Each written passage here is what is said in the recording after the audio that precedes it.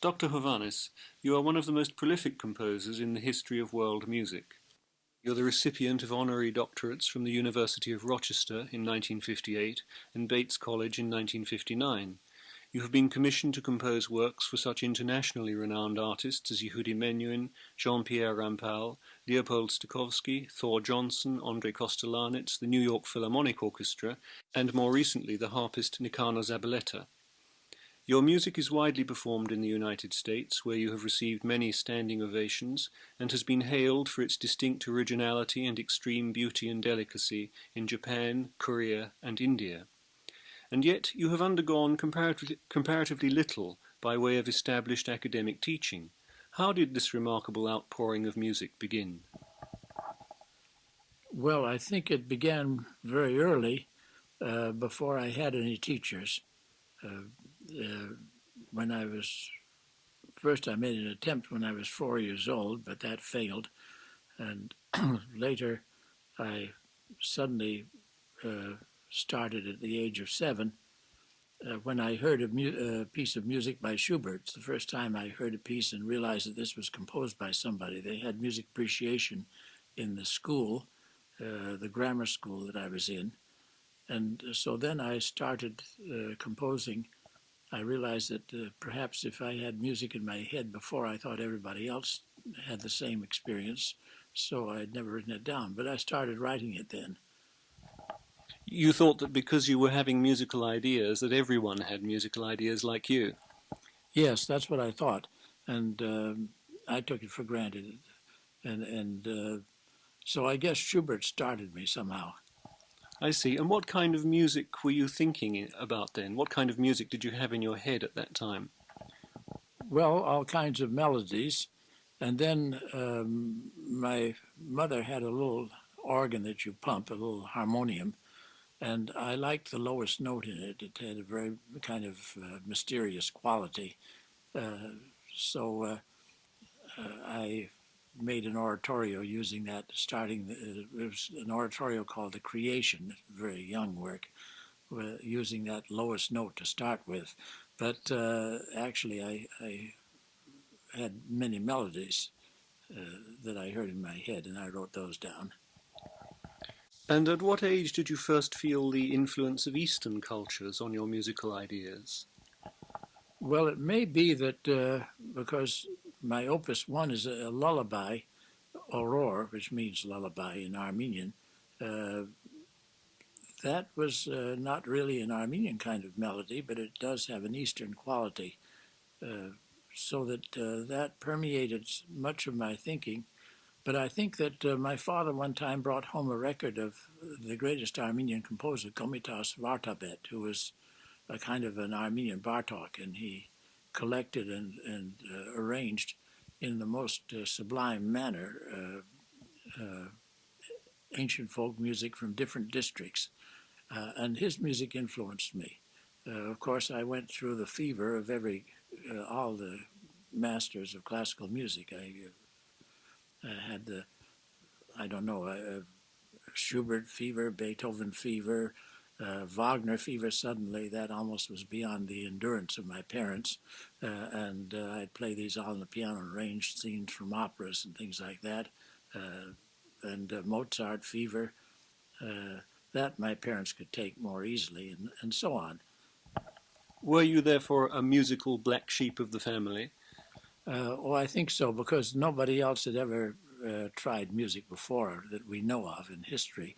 They may have come from ancient times, but before music notation had continued. But I didn't have any musical forebears, so it was a kind of peculiarity of mine. Right. And were you born in Armenia? No, I was born simply in Somerville, Massachusetts, near Boston, and then my childhood was spent in Arlington, just also a suburb of Boston, Massachusetts. In the 30s, you became so dissatisfied with your musical style that you destroyed almost everything you had written up until then, including operas and a prize-winning symphony.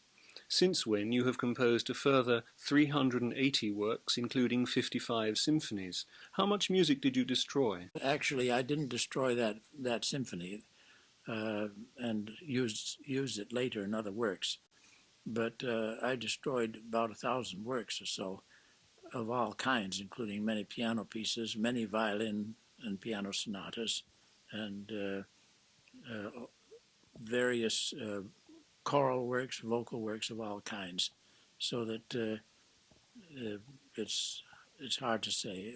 About 1,000. I know that it took several.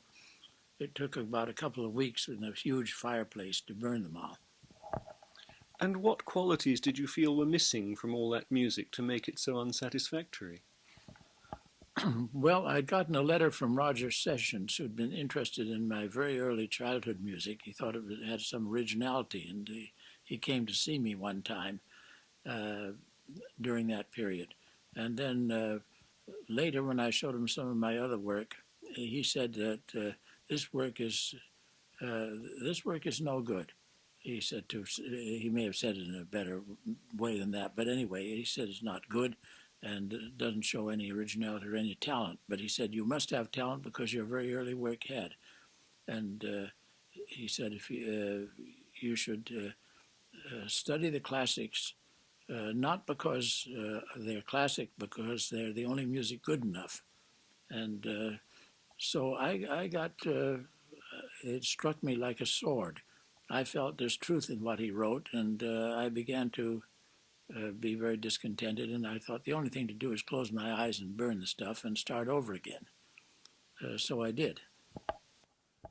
Of course, very shortly after that, I began to have a conscious feeling of my Armenian and Oriental heritage, and I began to feel this influence, and this led me into feeling that after all, it's no use of my being a modern, trying to be a modern Mozart or anything else.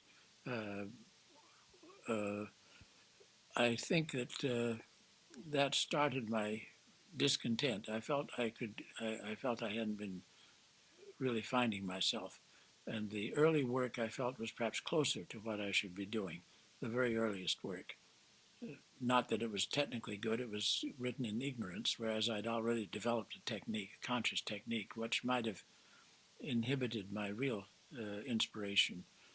So for all kinds of reasons, I wanted to start over again, and also a little later because of my great interest in Eastern forms of music from India and that sort of thing, the Indian influence. So, are you saying that the very earliest works you wrote were in fact more orientally inclined than the works that immediately followed them, which you destroyed as well? Yes, the earliest works were, and I think that that made me realize that what this composer had seen in the early work perhaps was the direction I should take.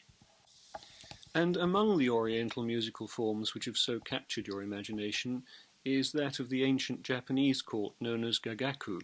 Can you tell us something about this particular musical form? Now, this is an orchestral music which came from China, from Tang Dynasty China. It came to Japan, and it also came from ancient Korea, those two great civilizations. That came to Japan about 700. And in China, they had tremendous orchestras, like Berlioz speaks of when he says he wished we had orchestras of 1,000, and describes the kind of marvelous music you could have if you had that many instruments. Well, in ancient China, they had that, and it lasted until the invasion of Genghis Khan. But it went to Japan, and it is continued to this day. Of course, because of the world cutbacks and depressions and all that, and also lack of proper appreciation and interest, these orchestras are made up of just comparatively few players now. But anyway, it's the oldest orchestral music which has survived. We don't have anything from ancient Egypt that's survived, and it's one of the great musics of the world, I think. What other early or Oriental musical forms have influenced you? Well, I was very much influenced by, actually, even before I really went into the Armenian heritage, I was influenced by Uday Shankar, the dancer who brought an orchestra, and music by Vishnu Shirali, Indian composer and arranger, and Indian instruments. This happened in 1936 in Boston and influenced me very much in my musical outlook. This is a more modern type of Indian music, but still it's thoroughly Indian and has no connection with Western music. What aspects of the modern Western Symphony Orchestra most excite you in the cause of combining ancient and Eastern influences with a contemporary symphonic sound? Well, I love all the instruments, and I think that used properly, they can convey almost any kind of sound you want, and almost any kind of music you want. The orchestra is a beautiful instrument, and also the string orchestra is probably the greatest. That is the greatest instrument if you put it together. The greatest instrument that Europe or Western civilization has so far created. Are there any modifications or improvements that you would like to see in the modern orchestra which would enable it, as a single, many-faceted instrument, to be even more expressive? Possibly the ones that could include facility in using microtones, small intervals. That would be very important. And also the fact that the keyboard instruments, such as the piano, have dominated too much since the last century, orchestral writing. Really, I mean, of course, Wagner used the piano all the time to compose and so on, but he thought orchestrally.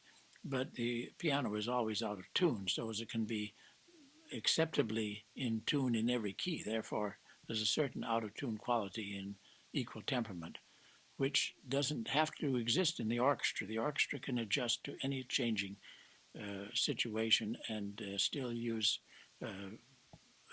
absolutely pure intonation. So I think if we could improve, rather take away some of the improvements that have been made in keyed wind instruments, we could have take away those improvements and perhaps add something else. We could have a more flexible orchestra. So this suggests that the trombone, for example, is near enough an ideal instrument as far as you're concerned. Yes, the trombone is the last survival of the old civilization, so to speak. The trombones were used as a choir in tower music from churches in the Middle Ages, and also through Bach's time and Handel's time to a certain extent. And I think that's a marvelous instrument. I know one famous conductor said he wanted to have keyed trombones, but I think that is a kind of disaster because of the tyranny of the modern piano. So the opposite would be to have a slide trumpet, would it? I think that'd be wonderful. I'm all for it. Who do you most admire among other composers, either contemporary or in the past? Well, I'm a tremendous admirer of Handel. Beethoven considered him the greatest composer. So did Haydn and Mozart. And I think he's the most Homeric composer of all in his oratorios like Israel and Egypt and Jephthah, and he's also one of the greatest lyrical composers. He has a grandeur and sublimity, which I admire very much. Of course, I admire Bach tremendously too. I think, however, Bach has so many admirers in this period that it's eclipsed the understanding of Handel until recently. I think people are beginning to discover how equally great these two giants were. And Bach is, so to speak, you might say, while he was old-fashioned, he carried the old-fashioned techniques to such an extent that I would say that he's the father of modern science in music. Mozart, I have tremendous love for Mozart and admiration. And his perfection of form and melody is something that I'm always amazed at. And while there's no end to his wonderful operatic music from Idomeneo on through Dion Fearing, which I love dearly, and all his operas, Don Giovanni, of course, and Marriage of Figaro, Magic Flute. They're all so wonderful, I have no words to describe them, or one goes on forever if one tries. Also, Beethoven, of course, is the spirit of nobility in his music is very uplifting to me and often gives one courage. I especially love Schubert. Schubert is one of the most original composers, I think, of all time, one of the greatest melodists and one of the greatest harmonic composers. He pushed harmony into, for instance, the beginning of the modulations at the beginning of The Young Nun are hardly equaled even by Wagner in Götterdämmerung and The Ring. Extraordinary songs he wrote, covering a tremendous field, over 700 of them. And some of the least known songs surprise me. They're so beautiful. I don't know why they aren't all equally well known. They're just wonderful. I used to, as a child, play them. My parents would give me half an hour where I could do what I wanted to do. And after I'd done all the other things I was supposed to do, which I didn't care about, schoolwork and things like that, and practicing piano, which is all right, but if I could have half an hour at the end of before I went to bed, I was allowed to do what I wanted, and that was to play and sing Schubert songs to myself. And oftentimes I'd go to bed in ecstasy of weeping and admiration. I feel that Schubert was the first composer who understood and really represented the very poor people and their struggle to survive and their problems, their loves, and their death, their everything about them. Somehow, the voice of the poor is first heard in Schubert, and I don't think anybody has ever done it any better or not as well, really. He's almost like a Mussorgsky, but he's many other things too. Wagner, of course, I had a Wagner fever, and I tried to play his operas on the piano, and I used to do sections of them. I, of course, admire Wagner tremendously. I think Wagner loved Switzerland the way I do. He was exiled there, but nature in Switzerland, the kind of luxuriant nature and marvelous mountains, certainly influenced Wagner's Ring, and perhaps even wonderful music of Parsifal. Of course, Tristan was the love music he wrote in Switzerland to Mathilde Wesendonck. And of course, when you hear the first motive, the first notes of Tristan, if they're at all decently played, it almost knocks you down. You feel this really changed music, and you feel helpless in the hands of such a tremendous expressive power. I know that many times I happen just to hear those that much, and I think, this is so tremendous. I've got to stay away from it, or I'll not be able to do anything anymore today. As to contemporary composers, some composers I admire. One of them is Julian Carrillo, and he was his dates are 1875 to 1962. He was a remarkable composer, not writing for conventional instruments, or when he did, he managed to use them, such as the violin, to get a different system of intervals, different systems like third tones and so on, and quarter tones. He wasn't just concerned with quarter tones, which is kind of making our system more artificial, but he was, I think, getting closer to different kind of tuning systems.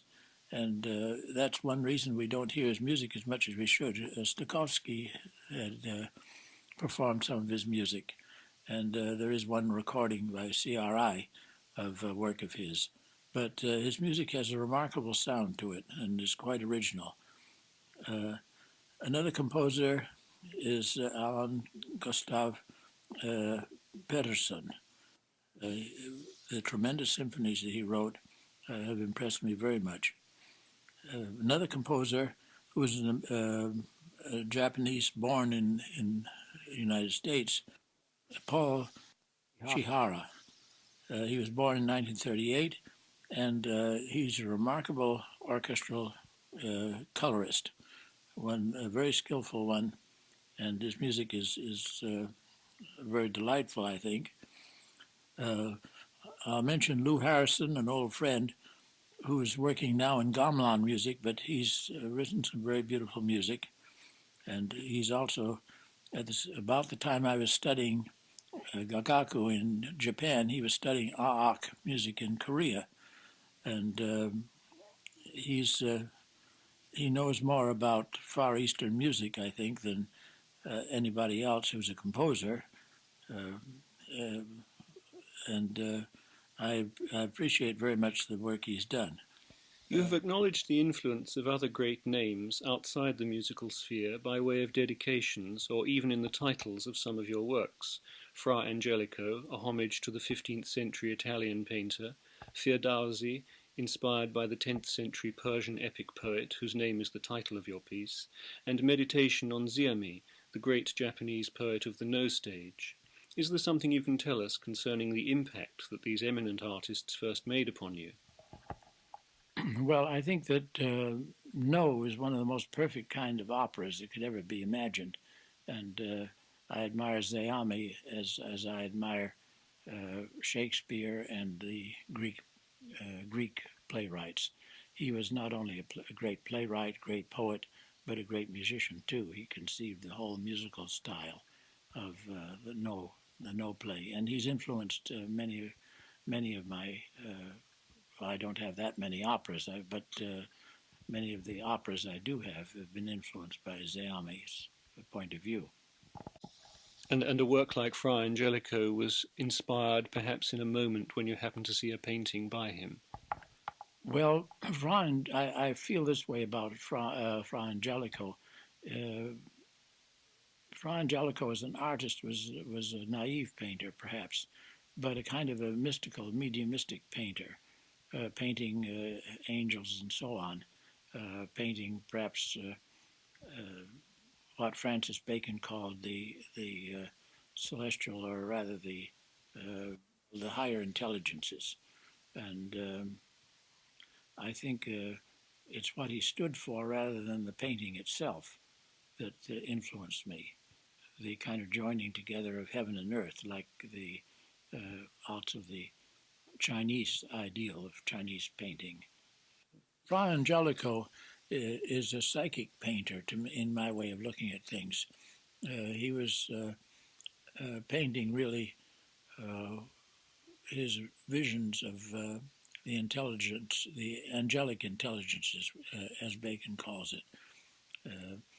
And I was referring really to psychic painting when I wrote the work Fra Angelico. Actually, to me, that particular theme had come in a strange and visionary way.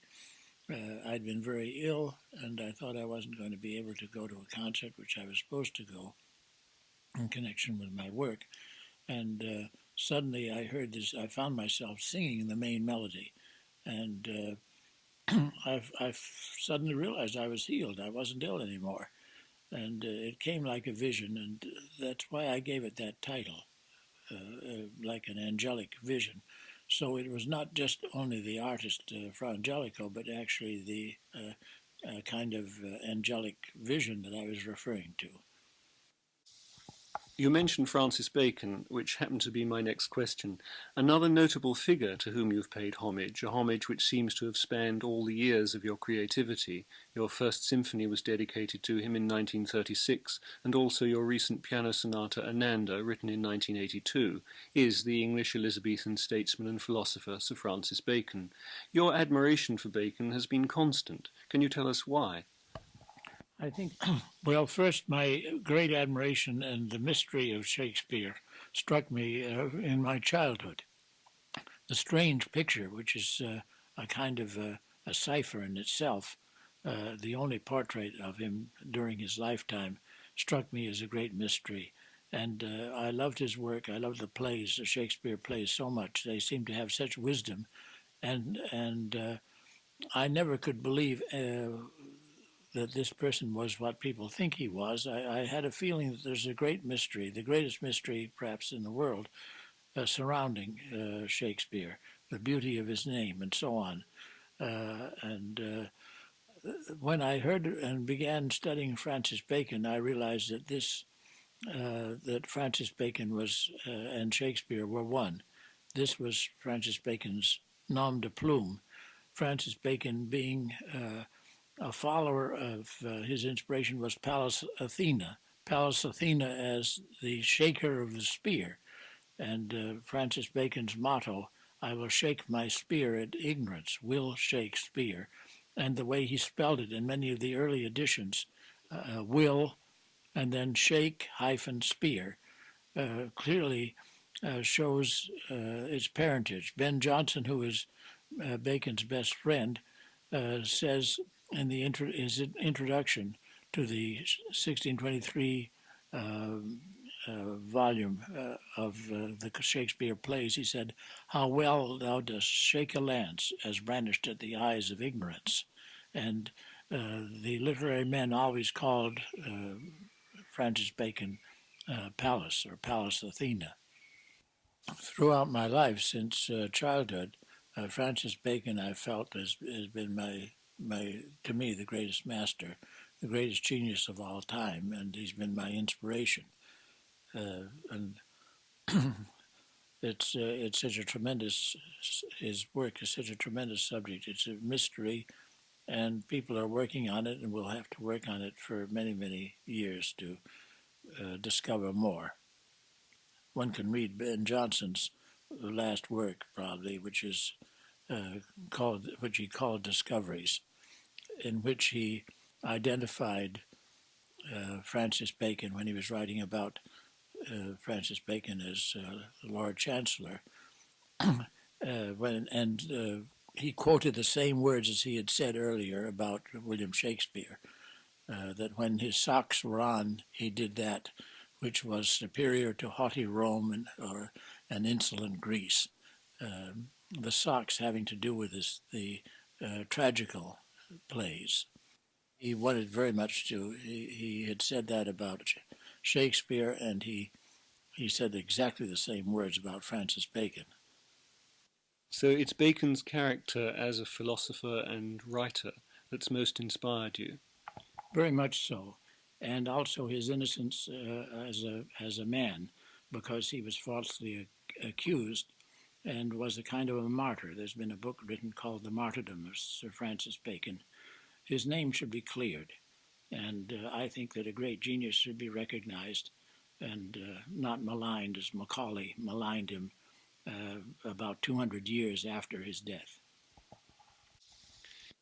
And in 1960, you wrote a tone poem entitled Copernicus. Astronomy has been an interest of yours since earliest years. How has this influenced you? Well, before I was 5 years old, I know when we lived in Somerville, Massachusetts, that's how I know to date these things. I remember asking my father, "Is that star a world like our own world?" And my father said, "Yes, that's Jupiter. It's much bigger than our world." And so from the very earliest time, I was always looking at the stars, and I became very much interested in astronomy, so that after my first piece when I was 4 failed, I thought astronomy I would like to make my career as an astronomer. And then as soon as I started music, I realized that wouldn't be possible for me. But because I was never a good mathematician at all. But music became the important thing. But I always was interested in everything to do with astronomy. And this actually gave you inspiration for particular musical works, did it? Yes, very much so. Recently, my 52nd symphony, I called it Journey to Vega. Of course, this is an imaginary journey because I believe that it would take us 400,000 years to go according to any of our space probes, according to the speed. So we can't do it physically, but we can do it in imagination. But I was interested to hear recently that they've discovered planets around Vega. And Vision of Andromeda, the 48th Symphony, was that similarly inspired? Yes, that was very much inspired by this tremendous galaxy, which to the naked eye looks like possibly one star, but it's billions of light years away, and it's an entire universe, like our Milky Way is a universe. We have many, many universes or galaxies. You say that you destroyed 1,000 works, and this was around about the beginning of the 1930s. Your immense prolificacy suggests that your methods of working must be extremely fast. I believe that your opera Echmiadzin, which lasts for 2 hours, was composed in 22 days, to be precise between the 12th of May and the 2nd of June 1946. Are there special conditions or times which are more conducive to working so quickly? Well, during that time, I was staying in an Armenian house and was well fed. They were very kind to me when I had that commission from the Armenian church to write an opera. And so I could put all my time into it, and I did.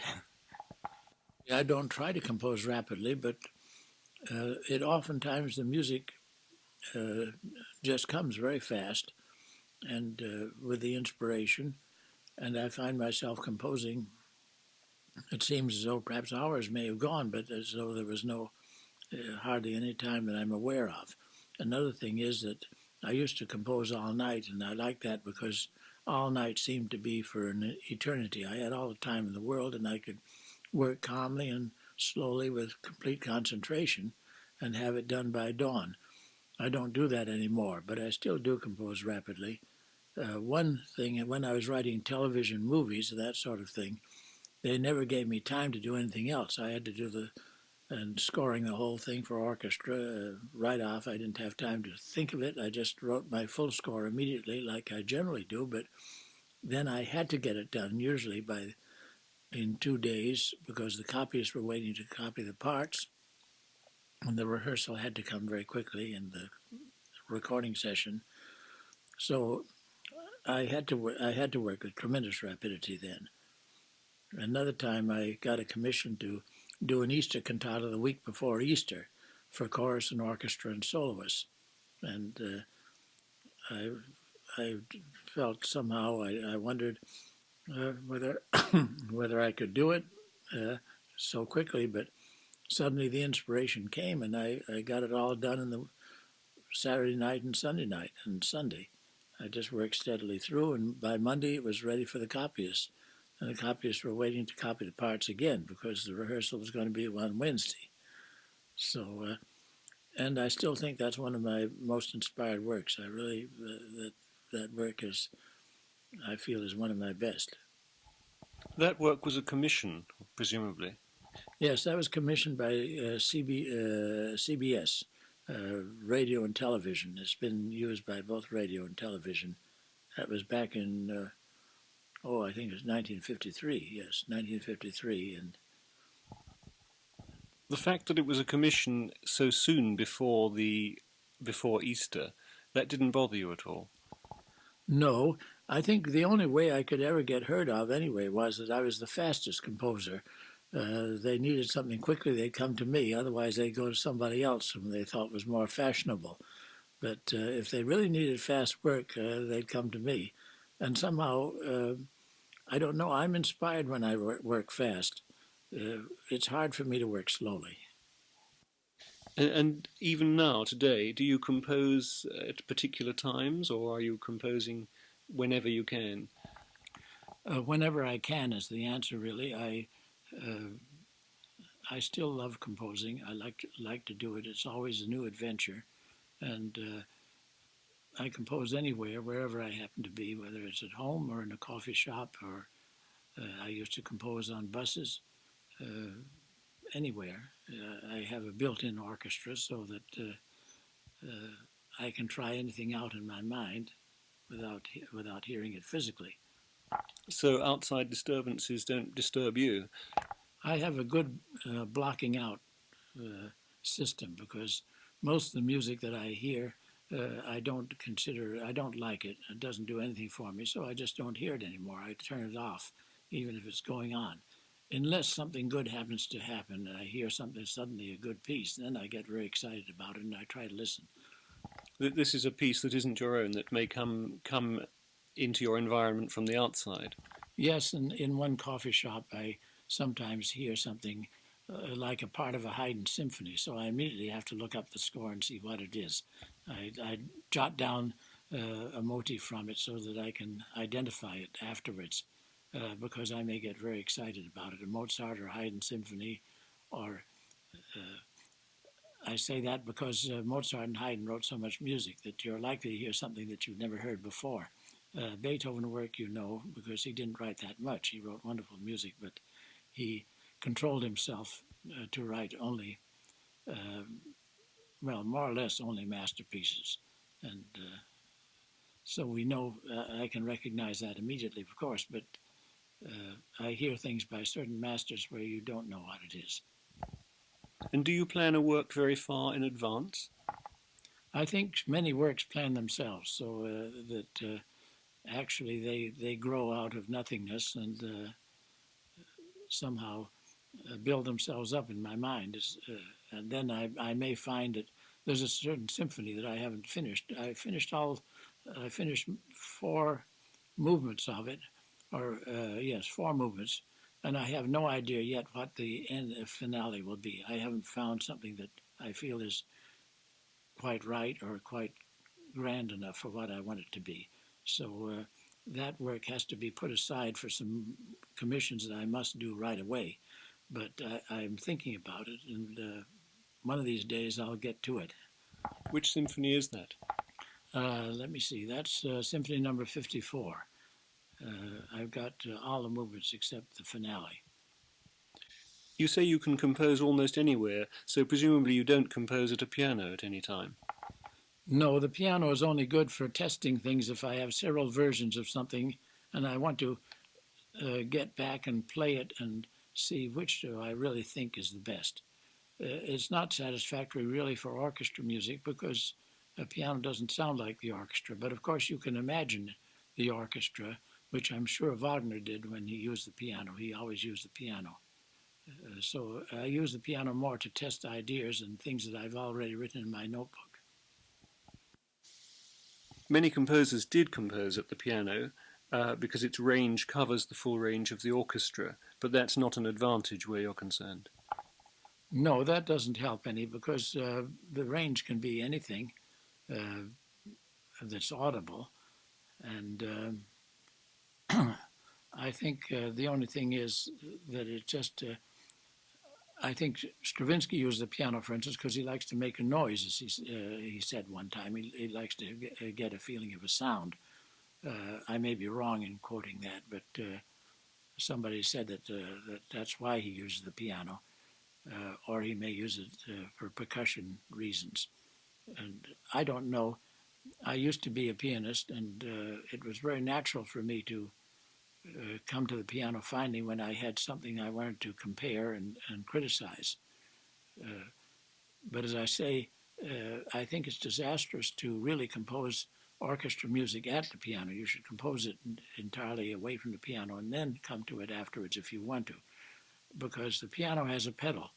And the orchestra, you have to make the pedal in the orchestra. You have to use horns or some other part softly. You have to have something that takes the place of that. That's only one of the reasons. There's another reason, and that is that the piano is a more artificial instrument, and also all sounds decay immediately when you struck them. I compose always away from the piano orchestra music, but also piano music. Also, I don't use the piano for it. I never play it until it's finished. And many pieces have been played by other pianists, and I've never touched the piano at all in those pieces. So that's the only exception. There is one exception where the theater asked me to improvise, and they recorded it, and I improvised the Poseidon Sonata, and then later wrote that out. That was an exception because that was definitely just an improvisation session. Is there any particular instrument for which you especially enjoy composing? I can't say really because I love the string orchestra, I also love all the instruments, and they mean different things to me. For instance, I use the trumpet like the voice of a priest. It has power and grandeur, and can be an instrument as the, for instance, as the cantor in the synagogue is supposed to be the voice of God. The trumpet can be that in the orchestra. Trumpet, trombone, horns sometimes, but especially the trumpet and trombone has a certain kind of power. The horns are very beautiful as a choir, but it's and every instrument is like that. I like the oboe very much. The clarinet slightly less, but it's a very flexible instrument. Uh, and of course flutes and so on, and bassoons.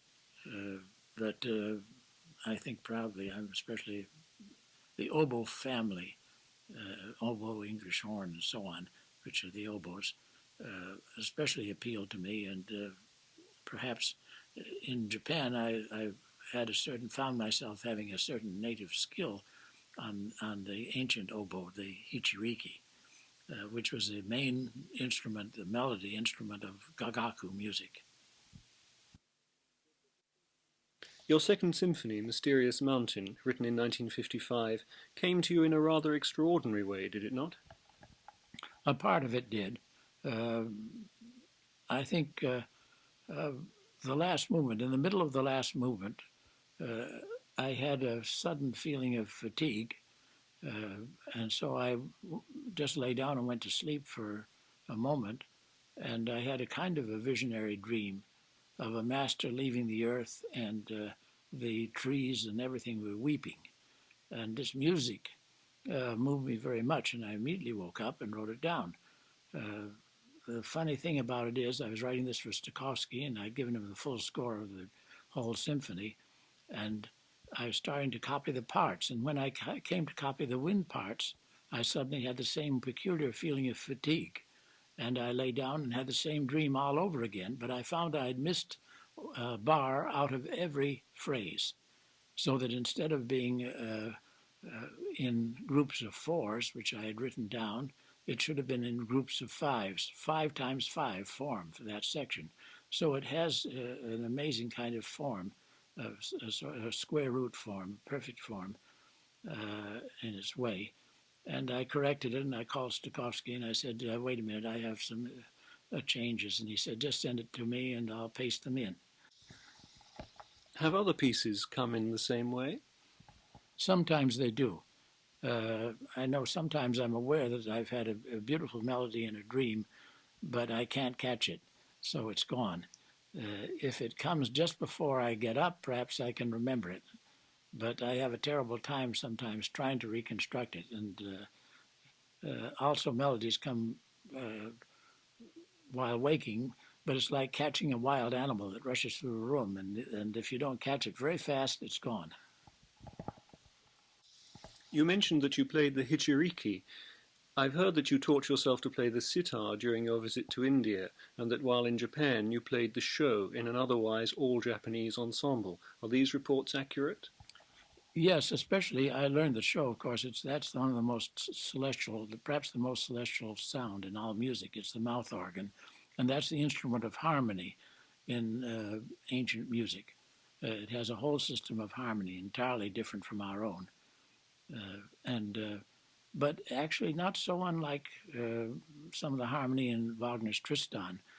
So I always think perhaps Wagner was a gagaku composer way back in a former incarnation.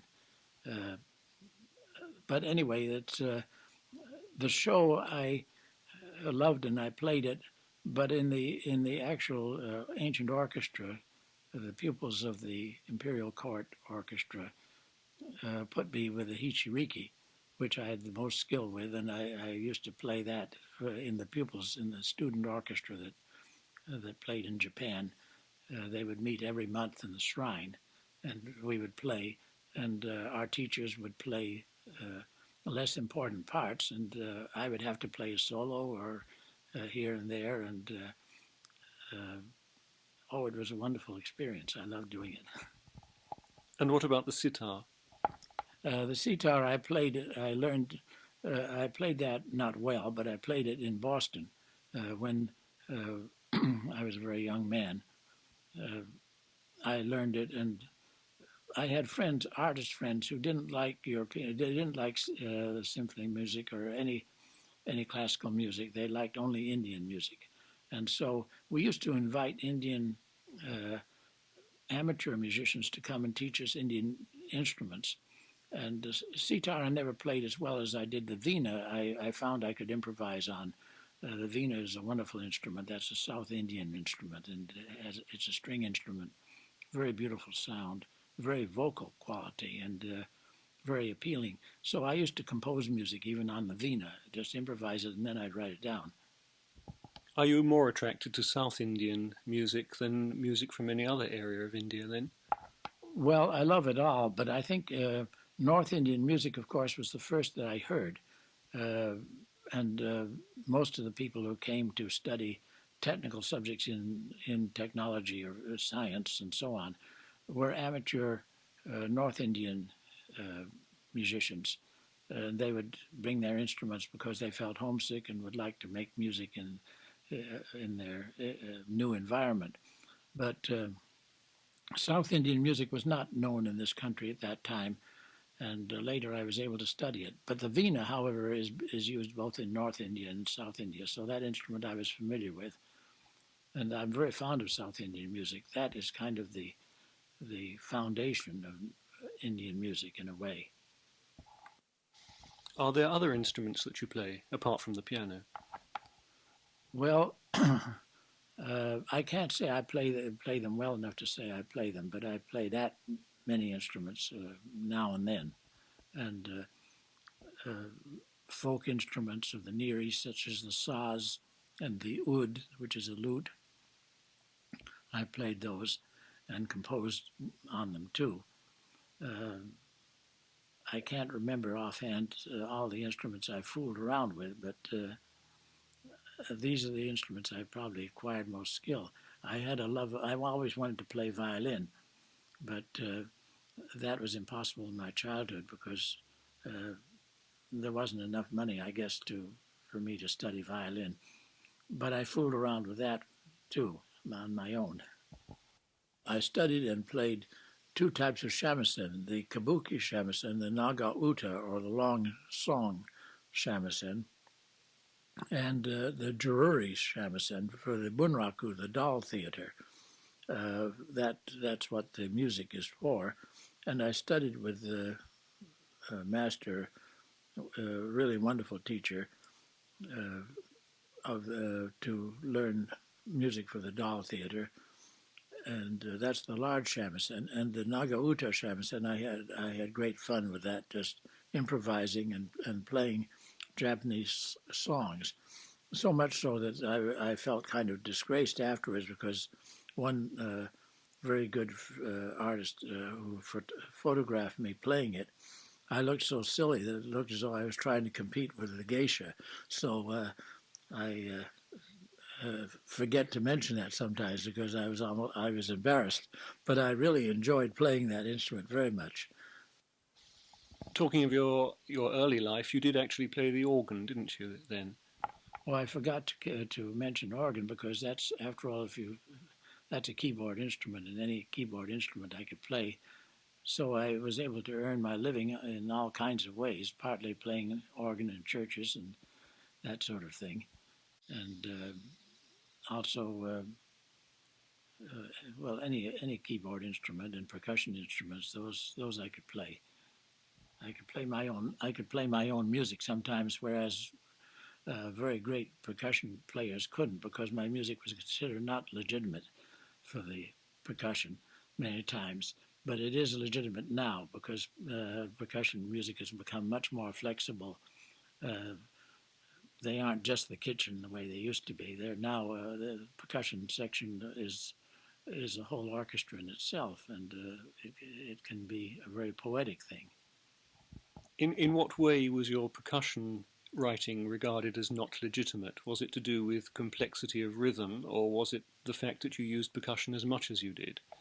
Well, it was complexity of rhythm, because I know in Anahid, that's a kind of symphonic work in one movement. I was going to conduct that with orchestra in 1946, and I was very worried about the timpani part because I use the timpani in very complex rhythms, like you might hear in India, and also with cross rhythms, going into cross rhythms and then coming back into the main rhythm, which was a 7/8 rhythm, and all kinds of 5/8 and 3/8 and 12 or 13/16 and things like that against it, and then finally meeting the main rhythm again. So apparently, two of the really fine players gave it up right away because they thought that this is ridiculous and asking something impossible. And they gave it over to a very young man who was good at timpani. And he came to rehearsal not knowing what he was going to face. But I talked to him a little bit and I said, when you come back to the main, when you're going to come back to the main 7/8, I will give you a cue with the left hand so that even if you get off in some of the complicated places, please meet me there. And it worked. We worked beautifully. And he said, "Oh, I see why they wouldn't play it." He said, "I never had such a difficult thing in my life," but he did it very well. And it's funny now. Any timpani player can play it. Any good one, I mean. They don't complain anymore. So it's that kind of development has happened enormously since the early 40s. And in your Symphony Number 14, Ararat, there's rather a lot of timpani in that, isn't there? Yes, there's about four different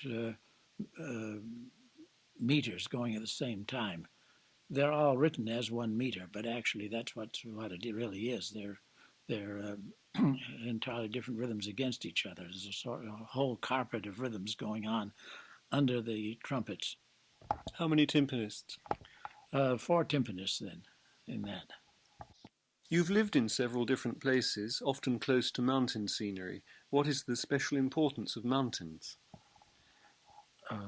I think from the time I was a young child, I always loved mountains. I felt there was each mountain had its own ruling spirit somehow, and I loved to. If I saw a mountain, I wanted to climb it right away. Of course, I didn't live in the Himalayas or in the Cascade Mountains here, but every mountain that I could, I climbed. Sometimes to my parents' horror, because if they let me get near enough to it, I was on top before they could do anything about it. And I would get to the top and I would compose something, and I would also make a drawing of the panorama so I would remember what it was. So mountains have always meant a great deal to me. And of course, when I was going anywhere in Europe or I had to make the Russian tour in 1965, I would always, or if on my way to Greece earlier when I had Guggenheim to go there, or going to India, I would always stop in Switzerland because I like to be near those mountains. I like to have some experience with them. You have said elsewhere that amongst the musical works of this century you most admire are 2 by Sibelius, L'Onotar and The Swan of Tuonela. Was it your admiration for Sibelius or your sense of the landscape which inspired him which led you to live for a while in Finland? Well, I actually lived in Finland only for about 2 weeks. I went to meet Sibelius. I don't like to bother composers, and I've often sat next to very famous composers like Stravinsky, but I never tried to talk to them or introduce myself. But with Sibelius, I made that trip to Finland, and because from childhood I'd always loved his music. I remember I was very young, about 11 or so, or possibly even younger, but probably about 11. I heard his 4th symphony, and I thought right then, my God, how can anybody write anything after that? It's all said there. So I had a tremendous feeling about his music. Of course, I realized that The Swan is a wonderful work that technically, of course, belongs to the last century because he had written already some very great works during the 1890s. And did Sibelius welcome you? He was very cordial to me. The first meeting was a little difficult because he immediately started speaking in French, and my French was bad, only high school French, so that I was slow in it. And he was talking to me about Finnish cigarettes, and about that he showed me a map of the lakes, and he said, "You must see these wonderful lakes and all these lakes and so on." And I said, "I've just come to see you." And he said, "Oh, it can't mean that," or something like that. He joked about it. So I figured that meeting didn't really, we didn't communicate. So I came again with great labor, concocted a letter in French, and I gave it to the maid who was washing clothes in a brook in front of his house, and she said he was in Helsinki. That's why, and I gave this, and I saw the curtain move a little bit after she'd gone in with the letter, and then suddenly she said, "He'll see you," and so I went in, and I had this time Opus 12, a piano sonata in my hands, and so he said, "Oh, I wrote that 40 years ago. I was a very young man." And he said, "There's a passage in here which is very hard. You can change it." And I said, "I don't need to change it. It's not too hard." He said, "Oh, well, then play it." So I played it, and he said, the first movement I played right away, and I felt those powerful eyes boring through the back of my head, and I thought, how can I go through this? But I'll try. And he immediately jumped up, patted me on the back, and said, "Vous êtes musicien, vous êtes mon ami." So then he called his wife, his daughter, who had played that sonata earlier in her life, and whatever of his family that was there, and brought me whiskey and everything. And we had a wonderful time. I showed him some of his scores, passages I loved very much, and some whiskey spilled on them, and he said, "Critics won't call me dry anymore." So we had several meetings after that, and I appreciate it very much. And at the end, he said, "This visit not forgot," he said in English. And did you play him any of your own music? Yes, I did. I played a sonata that I'd written on the way over there on shipboard, and he said, "I see you have no trouble to have ideas and melodies." And he said, "Your style so far is a line between Handel and me." And he said, "In 10 years from now, you'll find yourself. I can tell it. I can see it in your eyes." And did you ever see him again 10 years later for him to give you a verdict about that? I didn't see him, but we wrote letters throughout his life. We corresponded. And I sent him my first symphony and several other works, Missa Brevis and so on, and he wrote very kindly about it. And when he received my first symphony, he said, "You have found yourself now." I believe that you were much inspired during your youth by many days spent walking and climbing in the mountains. Is it possible to say how such inspiration came to you, or the form that it took? Well, one thing is that if I suddenly had a tremendous inspiration at first when I was young, I couldn't take it. I'd have to take a long, long walk and exhaust myself. Then it often failed because I got myself so tired that I went to sleep instead of writing anything. But I finally was able to control that situation so that I could control the inspiration so as it wouldn't hit me so fast that I couldn't do anything and paralyze me. And I found that many times I could work out ideas during long walks. So that I did that, and uh, most of my best friends were good walkers too. And my father was a very good walker, so that we used to take long walks together during my childhood, and we climbed mountains too. I think it was sometimes an instantaneous thing, which I could hardly tell uh, or explain. All I know is that sometimes I'd get a sudden idea, or even a whole piece would seem to be lying before me like a landscape, and then it would vanish. Or it would sometimes be so exciting to me that I couldn't stay in the room where I was. I would write down a note or two, and I could hardly bear the power of it. So I'd go for a long, long walk and then come back And if I was lucky, I could perhaps go further, but then sometimes I'd have to sleep it off. I'd be too tired from the walk or too tired from the excitement. And the danger is that, or was in those days, that it would disappear. So the next day I couldn't do anything. That is about that particular idea or piece.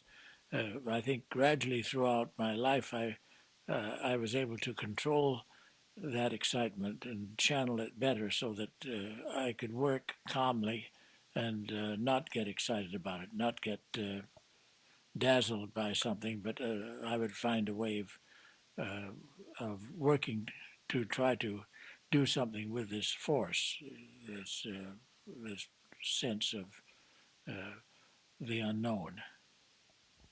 So when you talk about the power of an idea, you're referring to the extent to which it excited you. Yes, I think so. It's, of course, hard to think of. Inspiration is something that often comes, perhaps every day sometimes, and in one form or another. It's not always taking a musical form, but it is like a channel. Sometimes, perhaps the way Francis Bacon speaks of it, to the angelic intelligences. He said in his work under his pen name, William Shakespeare, he speaks of that familiar ghost who nightly gulls him with intelligence. That means swallows him with intelligence, with ideas, with inspiration, or what you may call it. And during these walks, is it true that you experienced an unusual sensation of travelling quickly across great distances, or finding yourself in what seemed like another country? Well, I think that's more a kind of visionary experience that happened one time. I was on a hill, and suddenly I saw, they were saying that's a wonderful view. And I suddenly saw a view which I'd never seen before of another country, and I didn't know what it meant. I thought how marvelous this country is. Later, I went back to that hill many times, and I never could see anything remotely like it. So I don't understand what it was. It seemed to be a very oriental view, a view in China or some other place, and I never really understood it. It was some kind of, I think, some kind of special vision that happened at that moment. I was very young still. Was there something tangible in your view which made you realize it was Oriental, or was it just a feeling that you had? It's a memory of the view, and the mountains were very pyramidal and sharp, and the lake, which is a beautiful lake, lovely lake, uh, seemed to lead to those mountains. Uh, I've never seen anything like it. I've seen that lake many times and the mountains around it, and I've climbed many of them, but I've never seen that again, that particular view. Many of the titles of your works, as well as some of the texts you have written, seem to allude to metaphysical or mystical worlds and states of being. Over and above the strange experiences you've already mentioned, what is your experience of other visionary states? Well, I think a great deal of it I owe to my friend, and I call him my teacher, uh, Herman de Giovanni, who actually had a Greek name, but because he wanted to be an opera singer when he was young, some local conductor said, you ought to have an Italian name. So he has this peculiar name that doesn't have anything to do with him, but it's a translation. I have to explain that because it doesn't sound Greek in his name, but he was born in Mytilene, the island just off of Turkey, the Greek island, and he was a visionary, and I think that his influence was on all of us in Boston, the painters, and on me, was very important in our lives, and I still have some of his paintings, and he was my teacher in those things. I think when you associate with somebody who has this ability, some of it because of the aura uh, somehow enters one's own experience. He prophesied the future many times, and was a tremendous influence and guide in my work. He helped me into the Orient and into the Oriental influences, so that I think I owe many things to him. You mean he prophesied things in your personal future? Yes, he prophesied both personal things, and also he prophesied music which I would write later. He was the one who first told me that I should go into my Armenian background and learn all the systems of ancient Armenian music. And it started with that. I said, how can I do it? There's nobody knows those things. And he said, somebody from Constantinople is going to knock on your door either tomorrow or the next day, and he'll bring a book of Armenian notation, and he will ask you to do some arrangements, and you've got to do it whether you want to or not. And sure enough, the next day there was a knock on my door, and somebody from Constantinople, who was a choral conductor, had this book of ancient hymns, and he wanted me to arrange several of them for choirs, and he also explained the notation for me. So that's just an example of many things that happened. So this experience actually increased your interest in learning about Armenian musical notation. It did, and you see, I was against that sort of thing. I never wanted to be a folk song arranger or anything like that. I had too many melodies of my own. But this kind of made me do it, and I think that all that, of course, the more melodies you know and hear, the more styles of melodies, the more ragas, as they call it in India, the better your own melodies will be. And so that it improved and lifted my whole melodic style. Do you believe that reincarnation may be an explanation for your empathy with the other times and cultures to which you're so drawn? I think so, because when I started to study counterpoint, I came back to Frederick Converse one time and I said, look, I want you to teach me counterpoint. And he said, what do you mean? You know it? I said, no, I don't know it. I can fake it, but I don't really know it. And so I went very strict training. And so I did it very, very thoroughly. And I had a feeling right away, some kind of feeling for it, as though I'd done all this before and better. You have been hailed and honoured in the East, but to what extent, if any, do you feel that the strong Oriental currents in your music have made it alien or difficult to Western ears? Well, they were possibly in the earlier work, but I've always I felt impelled towards a kind of universal quality in music. Some ragas or scales that I may have used or made or created may have bothered some people, but I think that the world is coming much closer together so that whatever may have affected people against my music now has changed. Somehow we're getting to a kind of mixed language which almost includes things from all over the world. It may be sometimes the long melodic line or a piece which is only a melody really basically, as Indian music is many times, without any accompaniment or any harmony, non-harmonic style, which is an important part of my music, especially the part of my music during the 40s.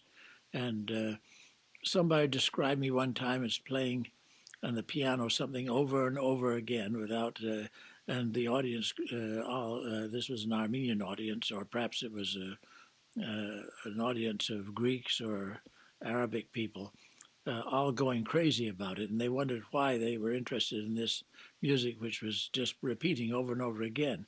Well, as it happens, there's no repeat in it at all. It just stays in a mode, but the melody is always changing. But some people don't hear it as change. They don't hear the changes. They only hear that there's no harmony, and that it's perhaps based on what they think is one chord, like Wagner did in the beginning of Das Rheingold.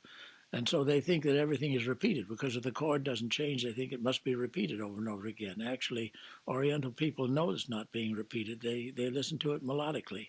And I think that Western people in this century are so used to heavy or thick harmonies that they really don't listen melodically. They're beginning to more and more, of course, but at that time especially, it just sounded like nothing or like repetition. So that element, and also the strangeness of certain melodic scales that I used, Turkish, Armenian, and Indian and Arabic, and that sort of thing may have confused people at first. They don't realize the emotional expressiveness of these intervals. So I think it did make me sound like a crazy composer to some people, perhaps back in the early 40s. Melody seems to be a prime component in your music. Is this always your first consideration? Well, I think it's the first thing the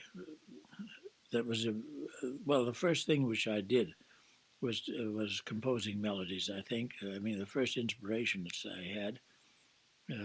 Everything else seemed to me to be subservient to it. They're all important, and some melodies belong with certain harmonies and give birth to harmonies themselves.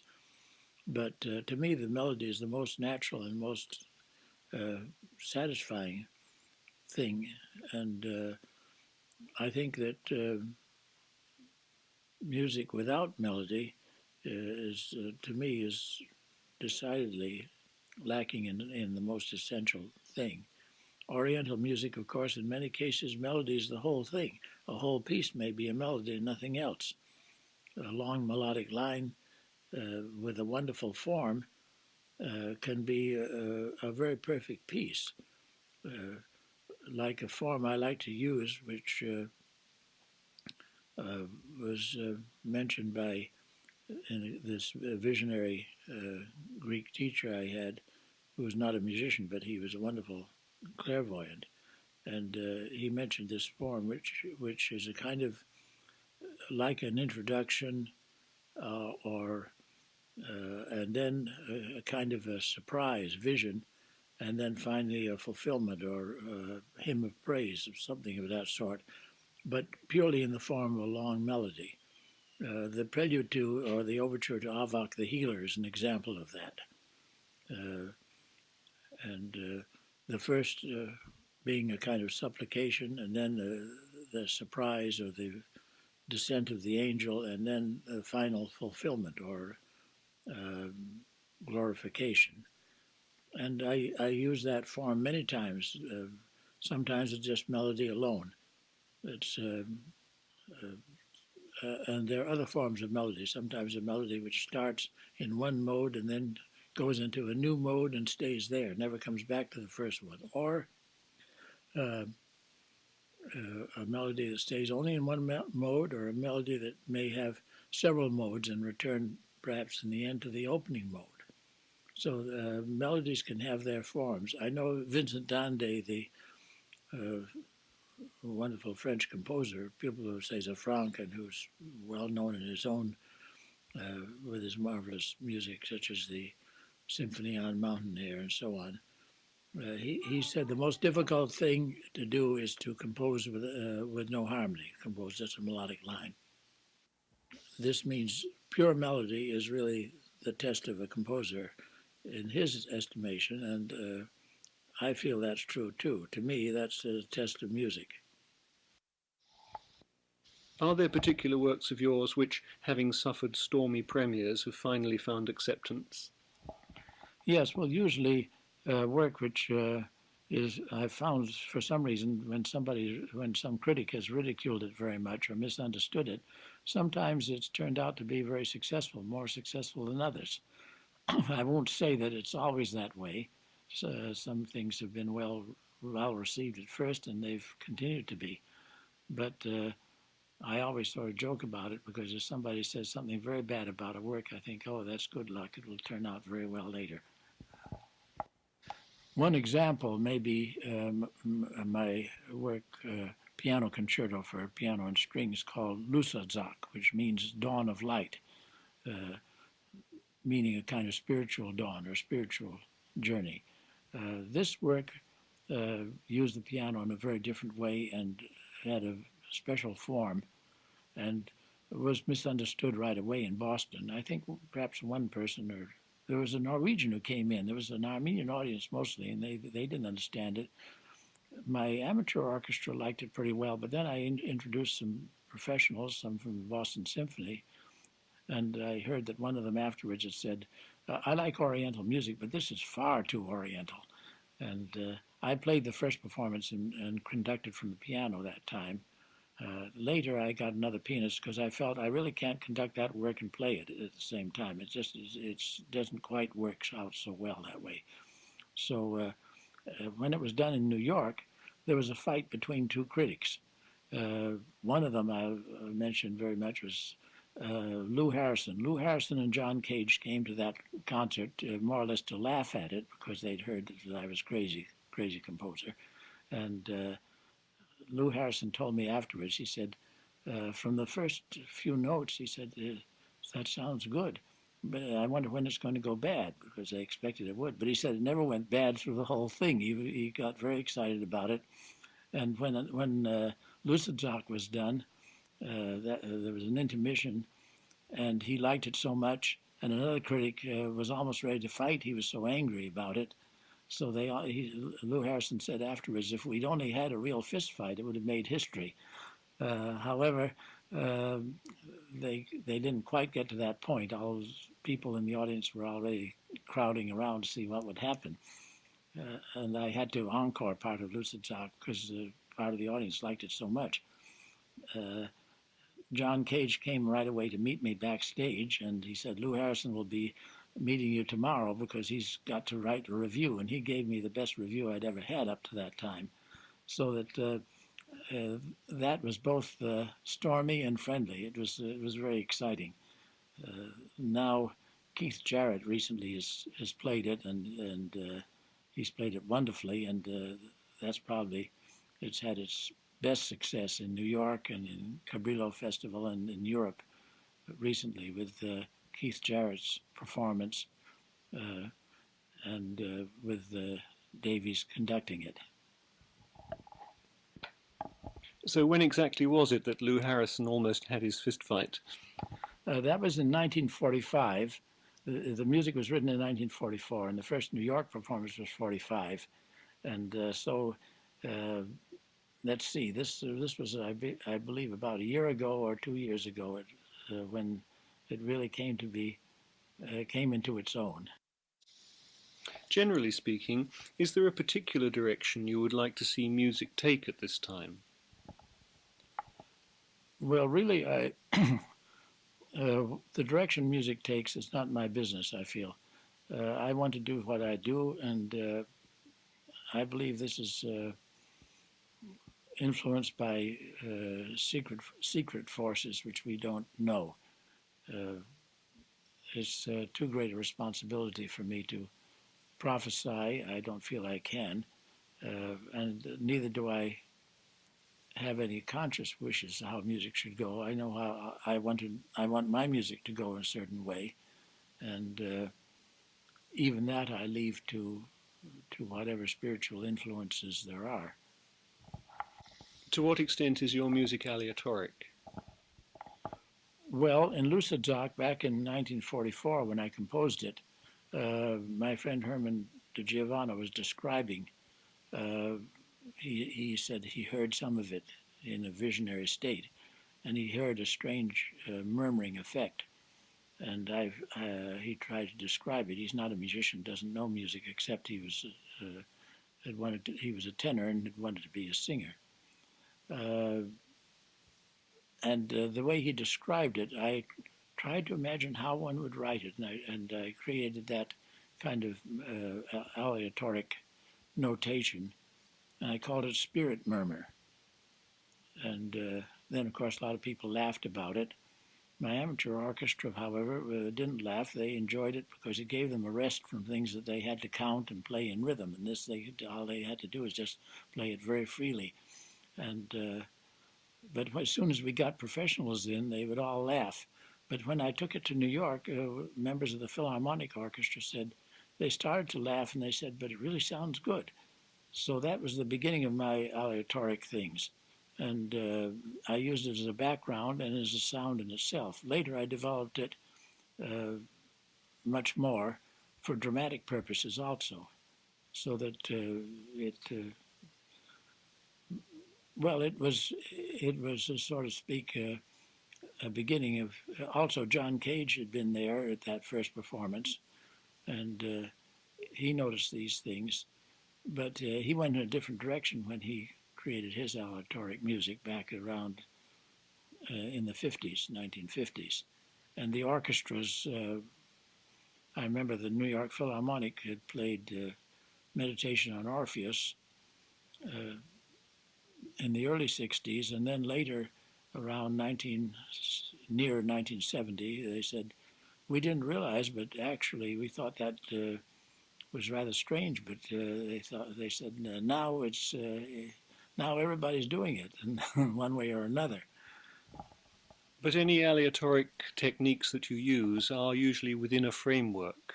They don't take the work over in the way that perhaps they do in some modern composers' works.